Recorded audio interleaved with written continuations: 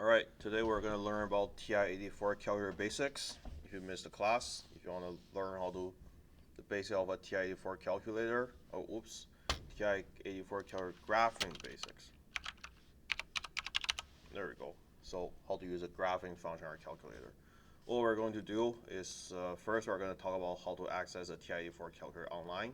If you, let's say, only have a phone and you want to do homework at home or something, in the end you need to get a TI-84 calculator for exam and stuff.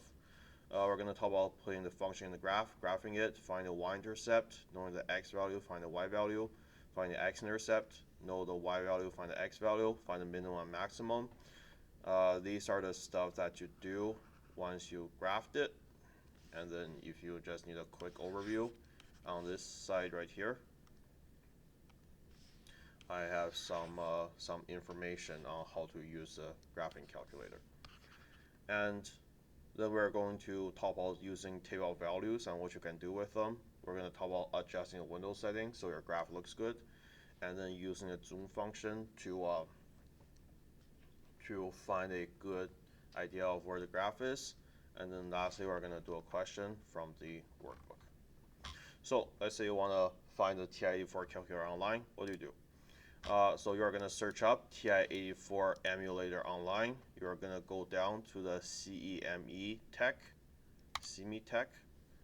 and then there is the Justify Online TI-83, TI-84 Plus graphing calculator.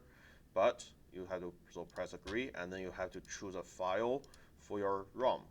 So how do you find the ROM? Well, it is illegal to share online, but if you search up TI-84 ROMs, on the first link is a Weebly link. So tiroms.weebly.com. Click on it, and then you say, oh no, 404 not found. So to access it, you are going to use the archive.org or Internet Archive Wayback Machine, type in your link, and if you go back to like a previous year, let's say 2023, and you go to the page, you can now download a TI-84 ROM. Download this one, TI-84, I think, SE, Silver Edition, to use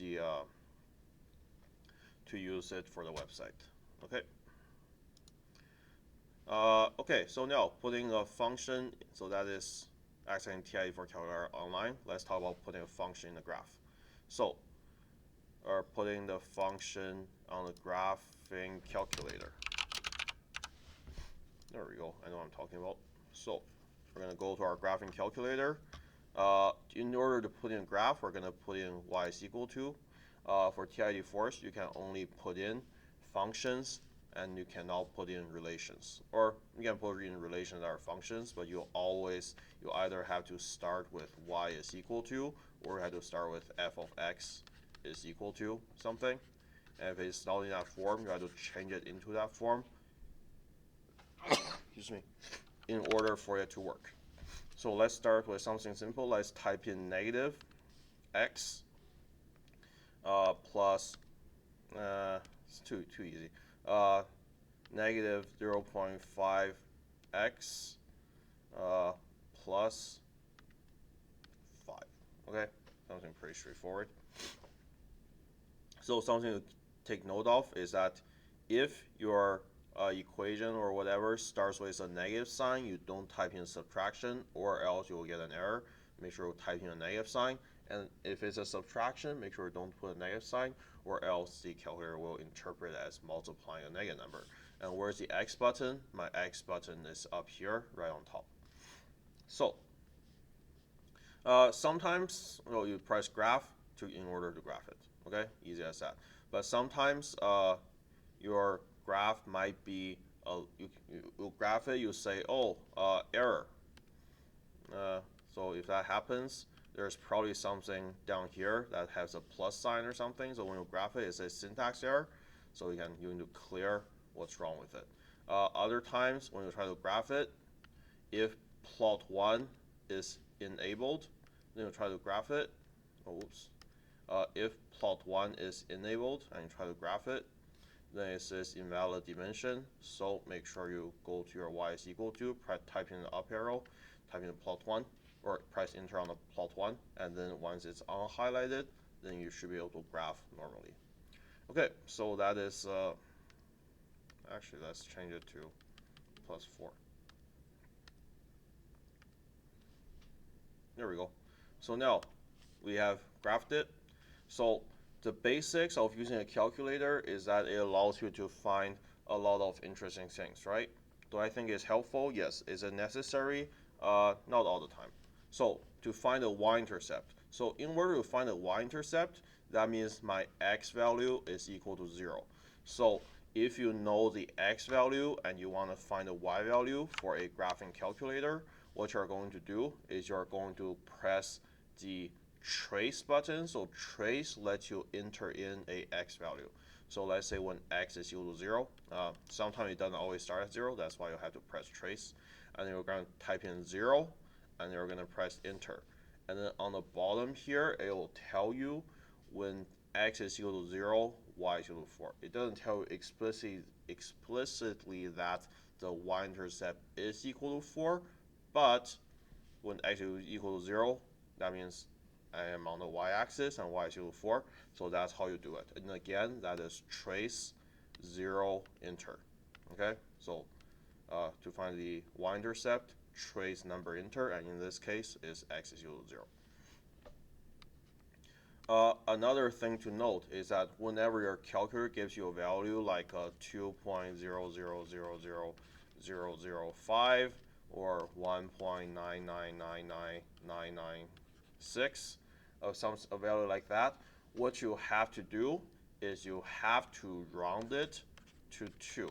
Why does your calculator do this? Is because it does some weird stuff and it doesn't calculate to all the digits. So you want to round your answer to the nearest number that is a nice number. So if it's close to a whole number, round it to a whole number. If the number is like 2.5000006, then you round it to 2.5. Easy as that. Okay, so that's finding the y-intercept.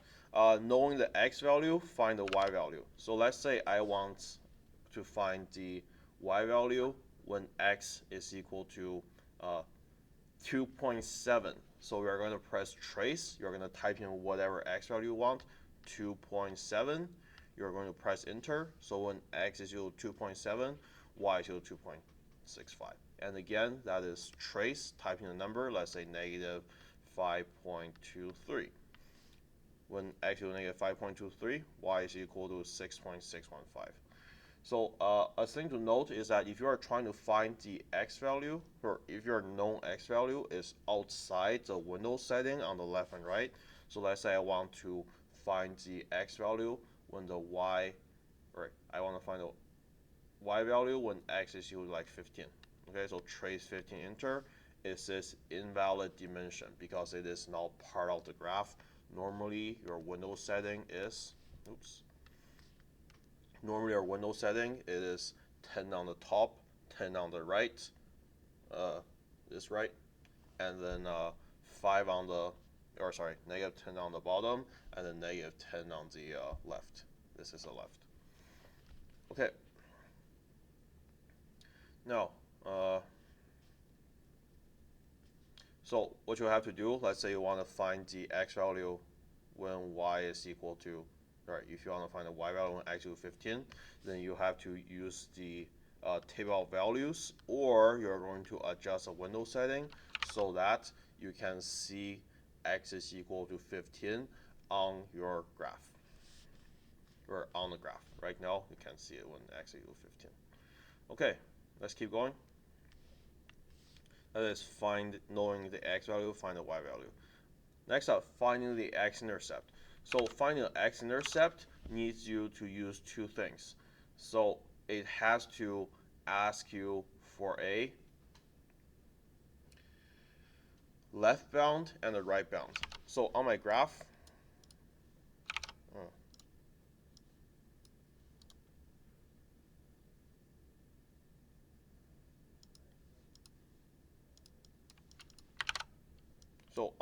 here, I know my x-intercept is in this point right here, okay? So when the calculator asks you is to ask you for a bound on the left side hand side of the graph. The left bound can be here, the left hand side bound can be here, the left hand bound can be here, but it cannot be here because that's on the right hand side also point. So after it asks you for a left bound, you'll press enter, and then it will ask for a right bound. So you move your cursor to the right hand side of the point, and then you're going to press enter. If you have like a graph with two x-intercepts, let's say you want to find this one in particular, make sure your left bound it is not to the left of your second point. Okay, so make sure your left bound and right bound encompasses one x-intercept only. If my left bound is here and my right bound is here, now it encompasses two x-intercepts, which might give you difficulty when you are trying to find the x-intercept. So let's say I want to find the x-intercept. To do that, we're going to go second, calc, and then x-intercepts are known as the zeros of the function, so we're going to press 2 to find the 0. And then it asks you for a left bound, so I'm going to move my cursor. So where's my x-intercept? My intercept is somewhere over here, right? So I'm going to get to my x-intercept, move the cursor to the left a little bit. It doesn't matter how left it is, as long as it's to the left of my x-intercept, it will be fine. Some people like to have more, some people have less, doesn't really matter. Okay? So here's my left bound, and for my right bound, here's my x-intercept. I'm going to move my cursor to the right a few times. Make sure it's to the right of the x-intercept, press enter. And lastly, it asks for a guess. So guess, it just asks you where it starts checking, right? If you only have one x-intercept, you don't have to worry about it. So you can just press enter. But if you want, you can move the cursor closer to the x-intercept itself. So you can move it or not, press enter. So my x-intercept is equal to 8. Okay? So again, that is second, calc, 2 for 0, left bound, move to the left of the intercept, press enter, right bound, move to the right of the intercept, press enter, guess, don't have to guess since there's only one, press enter, x-intercept is equal to 8. Okay, knowing the y value and find the x value. So this one is a little bit tricky. What you have to do is, let's say you want to find when y is equal to maybe 5.5, what is the x value? So because we know a y value, we're going to type in y is equal to what number we want to find, 5.5. We're going to graph it. Okay, it meets the graph at exactly 1 point. So now I can go second calc, and then I want to find the two graphs intersect. So second calc, to find the intersect, you press number 5, and then the first curve is y1, press enter. Second curve is y2, press enter. You have a TIE4 Plus color edition like me. It will be colored, so which makes identifying it very easy.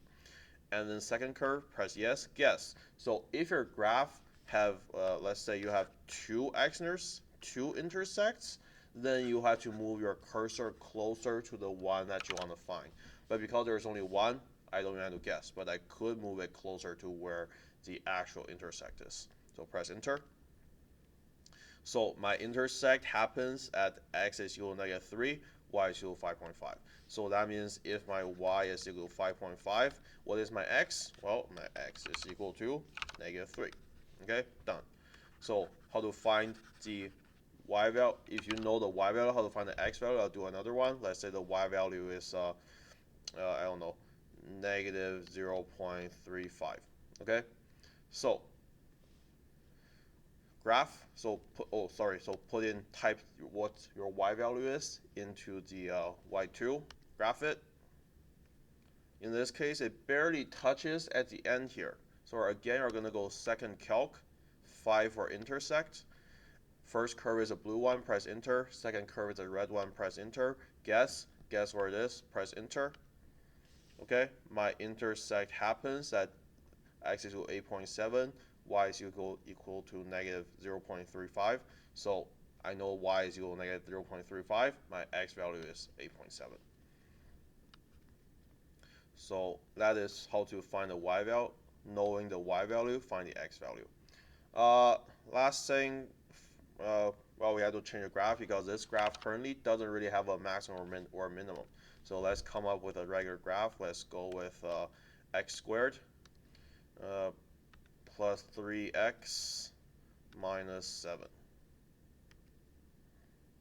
Okay, perfect. So this graph, it has a point where it is at the lowest end. Okay, so when it asks you to find the minimum, what minimum it finds is the local minimum. So it only finds a minimum when you give it a section. Okay, so just like before, it'll ask you for a left bound and a right bound. So let's say the minimum is right here, right? So your left bound is going to be to the left of that minimum. So maybe from over here. And your right bound is going to be to the right of your minimum. So somewhere over here, right? Again, it doesn't matter if you go left bound is here, right bound is here, or left bound is here, right bound is here. As long as it encompasses the minimum, it's fine. Okay? If you, let's say, have a cubic function, you want to find where the local minimum is right here. Make sure that your left bound and right bound are a little bit closer to your local minimum, because if your left bound is over here, then they probably find this minimum instead, because they find the minimum on the section that it gives you. Okay, and again, sometimes the minimum will have a weird number that is very close to a nice number, but it's not very nice. So let's say 2, I used 2 already. Let's just say negative 1.00000027. I mean 23, whatever.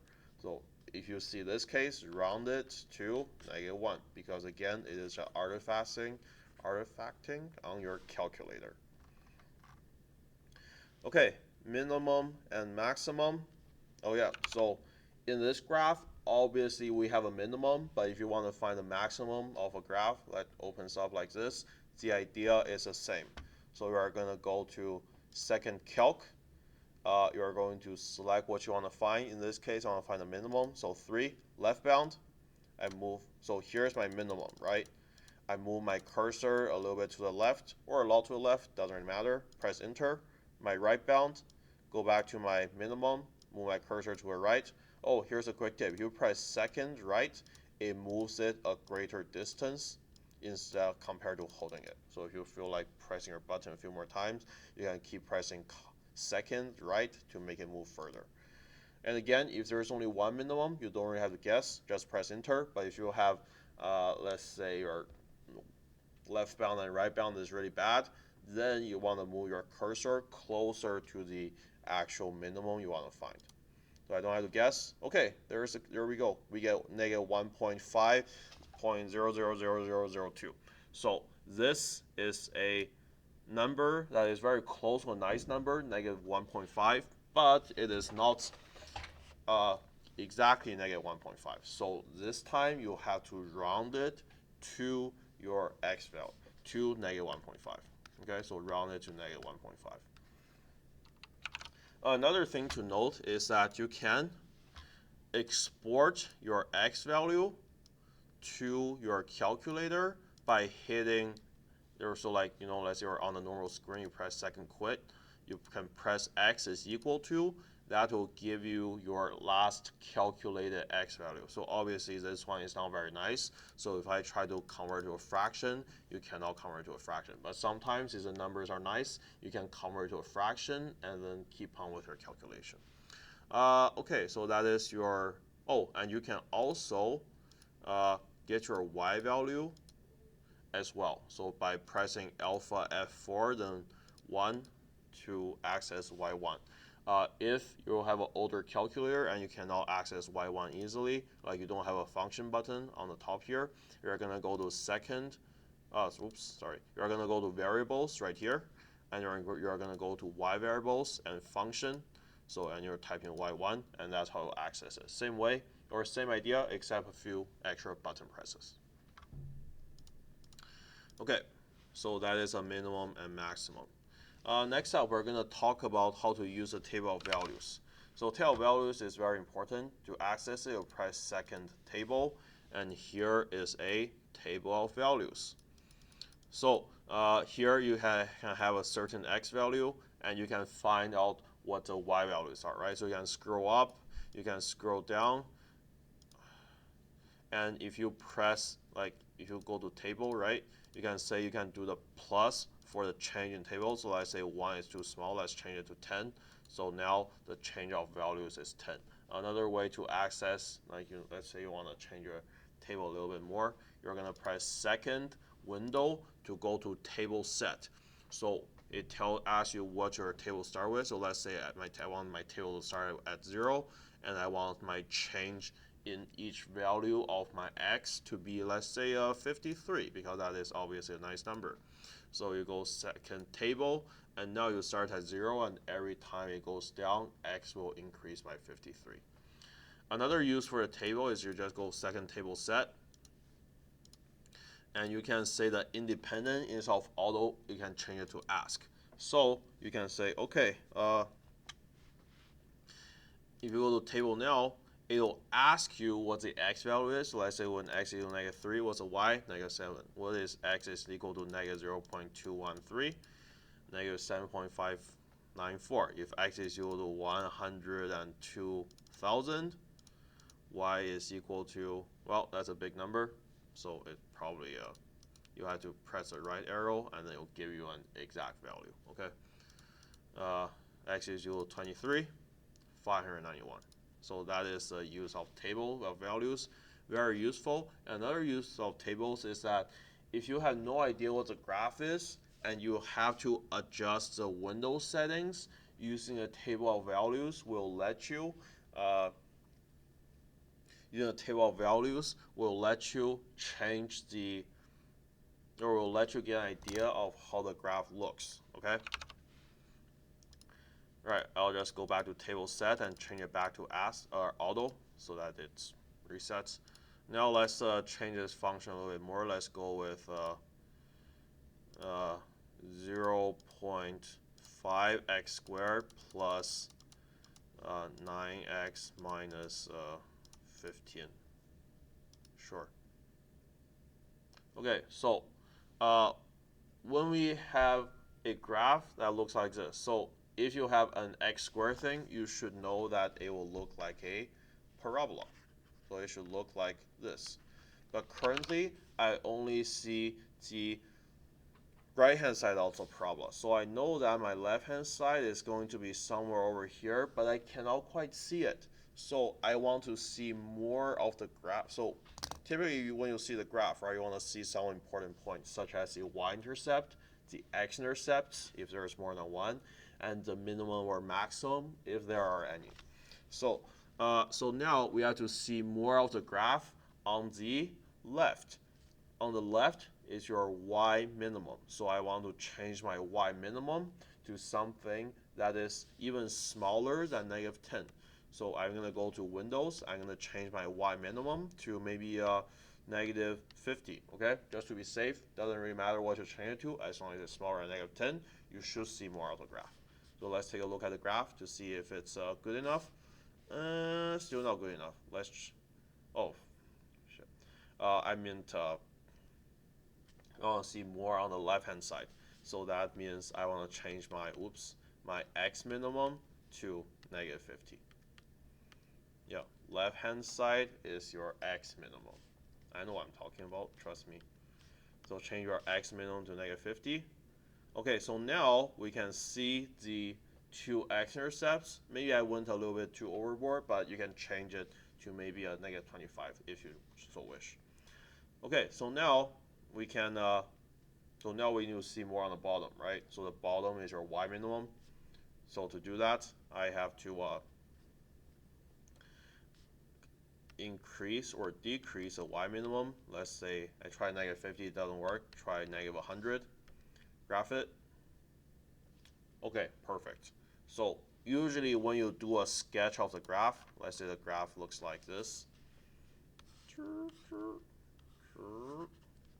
They want you to include the window settings on the test when you are sketching a graph. How to include a window setting? We're just going to go to Window, copy this page.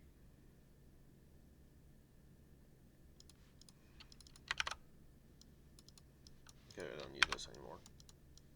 You're going to copy this page, and then you are going to say x, okay, x min, x max, X scale, and then Y, 2 dots, Y min, Y max, max, Y scale. Okay, make sure you do the X and Y, put 2 dots and use a square bracket. That's how Alberta Education wants the answer. So if these are my values, then I'll go X, 2 dots, square bracket, -50, 10, 1.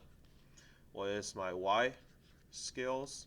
Negative square bracket, -100, 10, 1. Okay, that's it. And you'll probably notice that the scale in this case doesn't really matter. You can use it or not. It's up to you. Okay, so that is adjusting your window settings. Okay, so you can change the scale if it helps you to think. So let's say I look at this graph. Okay, the Y scale is way too clumped together. I want to instead of the increment being 1 and you can't see it, you can change the increment to 10. So let's say the Y scale, let's change it to 10. Wow, look at that, much better. Okay, more spaced out if that's what you want. And another thing with your table is you can go to like a format, and then you can turn the grid line on. If you have a TI 84 plus color edition, so that you can actually see the grid. Sometimes it might help you with calculations, sometimes it might not. Okay, but normally it is off. Okay, next up. So after you change your window setting, and let's say you go to a new graph, typically you want to go. So here's my graph, right? You want to go zoom 6. So zoom 6 to go to standard. So that's the left hand side and right hand side are -10 and 10. Positive or up and down of your windows are also +10 and -10. Okay, so then you're ready for a new graph. Another way to see more of the graph is by using our zoom function. So there are zoom in and out, which are very useful. So I will zoom out on this graph. So they will give you a point, right? So a point is they want you to center it on a zoom out. So zoom out once, doesn't really work. Zoom out again, hopefully it works. I want to center the zoom out on maybe here. Okay, so not the best window settings to see all the graph because you can see it, the x-intercept are kind of close together. It takes like up a small part of the screen. So that's why I say manually adjust your window setting is always superior compared to adjusting it using zoom functions. There's also a few other zooms. I don't know what zoom box is. Oh, you can zoom in on a certain box, I guess. So maybe that is more helpful. Let's say zoom out. So let's say I only want to see this small section of the graph. So, or let's say I want to see this part of the graph. So I'll go zoom box. So where do I want to see it? I want to start maybe right here. And then I want to end it, let's say right here. So we can see all the x and y intercepts, and the graph will fit onto most of my screen. So press enter. Okay, maybe that is even better than before. I just learned something new today. So that is zoom box. Zoom in and out, we talk about that. Zoom decimal, no idea. You can try it out by yourself. Zoom square, what it does is that it makes so normally your screen is 20 horizontally and 20 vertically. You'll notice that the horizontal dividers are bigger than the vertical dividers. So with a zoom box, it will take into account of your screen resolution so that each grid on the horizontal is equal to each grid on the vertical. Zoom trig, zoom integer, no idea. Try it out yourself. Zoom stat is pretty interesting. It will give you a zoom based on the statistics you put in, not applicable to this course. Zoom fit, I think it just fits a graph. Sometimes it works, sometimes it doesn't. I think you'll have to have the x value set correctly, and then it'll give you some interesting y values. And then if you have a TI-84, you have a zoom quadrant 1, which is also pretty nice. Let's say you just want to focus on quadrant 1 because that is what's important, you can go that. But normally, zoom 6, that's what you have. Okay, so zoom function. Now let's do a question. It says, during a high school football game, the height of the pond can be modeled by the relation h is equal to negative 5t squared plus 14t plus 1. So using t, you're going to use x when you put it into your calculator. So here I go when zoom 6, I reset my zoom. I want to have negative 5x squared. Again, instead of using t, we're going to use x plus 14x plus 1. Okay, we're going to graph it.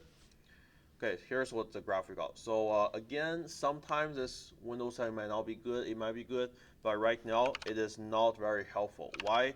Because my y value is my height of the ball. The height of the ball can never go below ground, so that means I can change my window. The y minimum should be 0 because again the ball cannot go below ground. So if you just have half of your graph doing nothing, then you're kind of wasting space.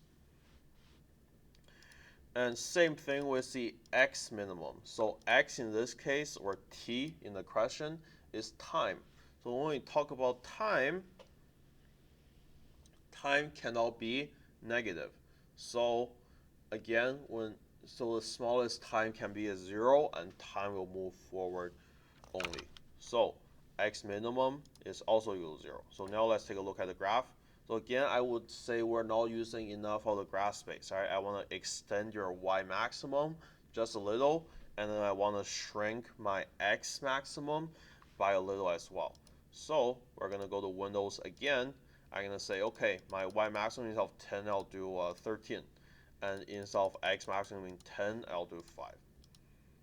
Okay, so now we have a lot of our graph occupied, and this is what I consider to be a good graph.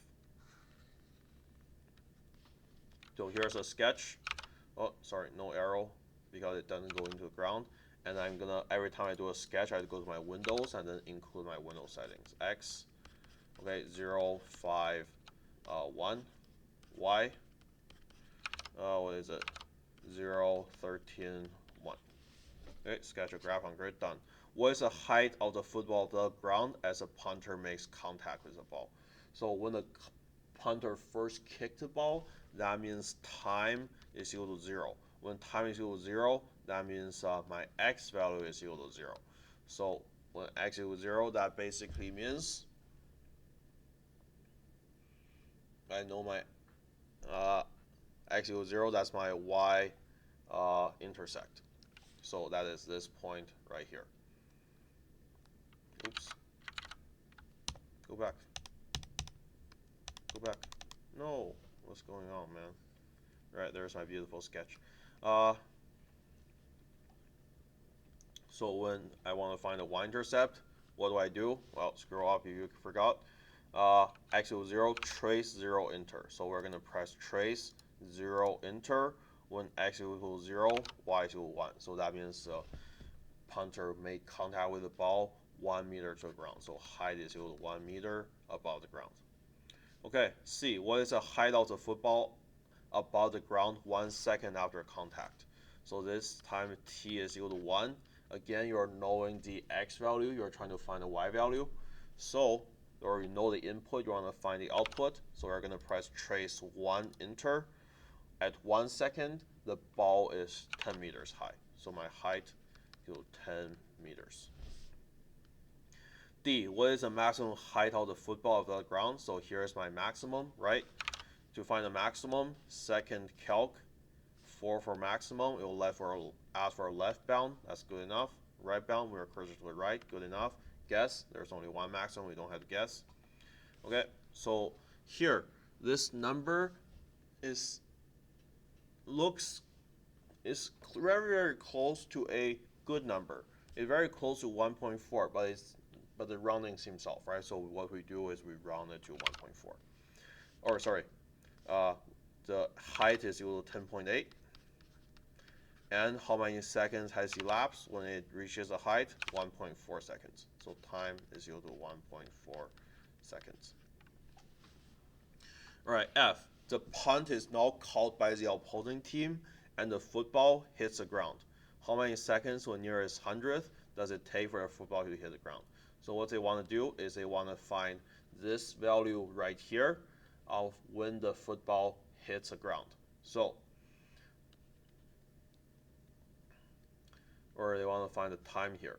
So that is my x-intercept. To find the x-intercept, that means to find the zeros of function. Second calc, 2 for 0. Left bound, sure. Right bound, here is going to be my x-intercept, okay? I'm going to move my cursor to the left of my x-intercept, but I'm going to move it a little bit more to the left just to be sure, right? Even if you can't see it, you can still imagine that it is there.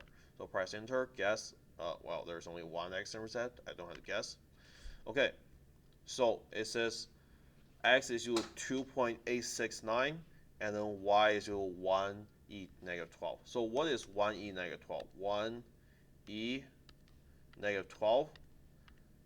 Okay, doesn't really work. So that means 1 times 10 to the power of negative 12. So basically means 0.11 zeros and then 1. So basically 0, but again, your calculator sometimes it messes up. It doesn't do a great job. So you're going to say, okay, how many seconds did it take for a football to hit the ground? Shoot. Oh, wait, I can call back the x value. It is 2.869 seconds. How do I round around to a nearest hundredth? So 2.87. 2.87 seconds. This S looks like a 5. Make sure you don't write it like a 5. Okay, that is a question. So now we have learned all of the basics of how to use a TI-84 calculator. Rewatch any part of the video if you get stuck. And again, you are expected to have your own graphing calculator on the test. Maybe one day I'll talk about the TI Nspire, but right now, TI-84 is the easiest. I think that's it. Thanks for watching. Have a great day.